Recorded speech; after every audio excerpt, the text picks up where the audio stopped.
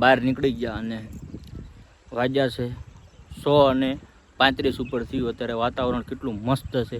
તમને જો દક્ષિણ ગુજરાતમાં ક્યાંય પણ આવો ને તમને આમ નહેર હોય એટલે મજા જ આવે. જો કેવી નહેર જાય છે, સરસ મજાની ફૂલ. પણ અત્યારે નહેરમાં કંઈક સાફ સફાઈ હાલતી લાગે છે. એટલે જો બધા વહેલા તળે આવે છે. અમે તો નાવાના પ્લાનથી જ આવ્યા હતા, પણ હવે નવા એવું નથી. જો એક બાજુ સરસ મજાનું આવું ખેતર છે. જો કેટલી મજા આવે. આમાં કંઈક વાવેલું છે અને આવો રસ્તો હોય અને બાજુમાં જ નહેર, ફરતી બાજુ બધે શેરડી. અહીં નાનકડું એવું એક ફાર્મ છે. આપણે રીલ બીલ બનાવીશું ઘડીક અને મોજ કરીશું. જો સનસેટ થાય ને એટલે અમેઝિંગ વ્યૂ આવશે. પણ હવે થોડીક રાહ જોઈ, રીલ બીલ બનાવીશું.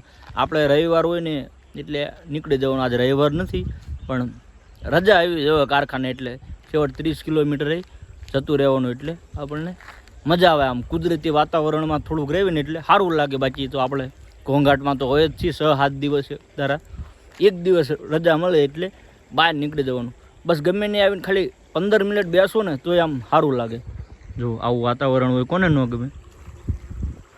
અમે આવી જાય છે બે ભાઈ. એવું વિચાર્યું હતું અહીંથી આમ ઊંધા ધુક્કા ખાઈને આમ અંદર જઈશું વારસેડની સાઈડ, પણ એવું કંઈ છે નહીં. બીક લાગે છે એટલે પાણી થોડુંક નથી સારું એટલે. બાકી નાવાનું તો હતું જ તે. બસ આવ્યા છે, બેન જતા રહીશું.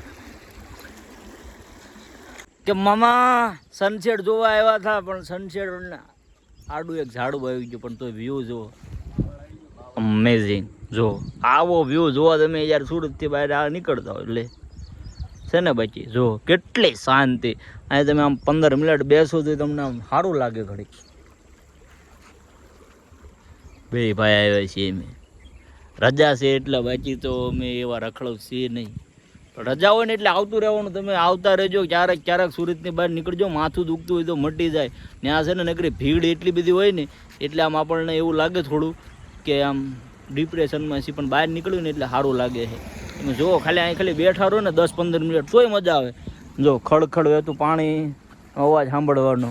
ભલે નદી ન કહેવાય પણ નહેર તો કહેવાય ને, તો આમ સારું લાગે. જો આટલો મસ્ત વ્યૂ છે તમે જુઓ. એટલે